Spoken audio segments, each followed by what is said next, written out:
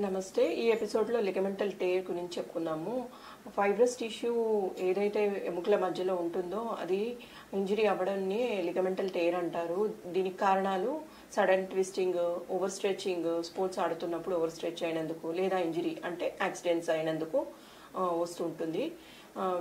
దీంట్లో సిమ్టమ్స్ నొప్పి రావడము, ఎక్కడైతే గాయం ఏర్పడుతుందో నొప్పి, వాపు లేదా కమిలినట్టు ఉండడము, లేదా జాయింట్ మూమెంట్స్ రిస్ట్రిక్ట్ అవ్వడము, సడన్గా పాపింగ్ సౌండ్ వినిపిస్తుంటుంది ఎక్కడైతే ఇంజరీ జరుగుతుందో. దీనికి మనము ఎక్స్రే, ఫిజికల్ ఎగ్జామినేషన్, ఎంఆర్ఐ ద్వారా నిర్ధారించవచ్చు.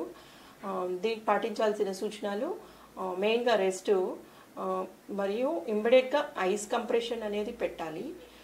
దాంతోపాటు అకార్డింగ్ టు ఇంజరీని బట్టి ఫిజియోథెరపీ చేస్తూ హోమియోపతి చికిత్స తీసుకుంటే పూర్తిగా నియంత్రించవచ్చు.